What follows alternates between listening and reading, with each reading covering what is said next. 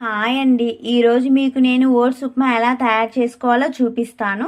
అధిక బరువుని త్వరగా తగ్గించే ఓట్స్ ఉప్మా తయారు చేసుకోవడానికి ఫస్ట్ ప్యాన్లో 1 కప్ ఓట్స్ వేసుకొని 2-3 నిమిషాల పాటు స్టవ్ సిమ్లో పెట్టుకొని దోరగా ఫ్రై చేసుకొని తీసి ఒక ప్లేట్లో వేసుకోండి.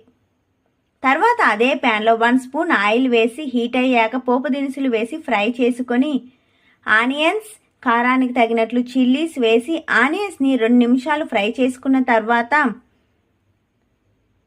జింజర్ గార్లిక్ పేస్ట్ వేసి పచ్చివాసన పోయేంత వరకు ఫ్రై చేసుకొని తర్వాత టొమాటో ముక్కలు, క్యారెట్ ముక్కలు, క్యాబేజీ ముక్కలు, క్యాలీఫ్లవర్ ముక్కలు, పచ్చి బఠానీలు, టేస్ట్కి సరిపడా సాల్ట్, 1/2 స్పూన్ పసుపు వేసి కలుపుకొని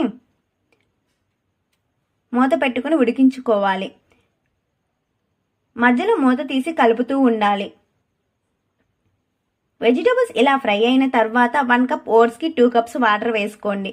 ముందుగా వాటర్ని మరిగించుకోవాలి. వాటర్ ఇలా మరగడం స్టార్ట్ అయ్యాక ముందుగా ఫ్రై చేసి పెట్టుకున్న ఓట్స్, కర్రీ లీవ్స్ వేసి కలుపుకొని ఉడికించుకోండి. మధ్యలో కలుపుతూ ఓట్స్ దగ్గర పడే వరకు ఉడికించుకోవాలి. Oats upma ready. వీడియో నచ్చిందా? మరెందుకు ఆలస్యం? లైక్, సబ్స్క్రైబ్ చేసేయచ్చు కదా. Thank you for watching.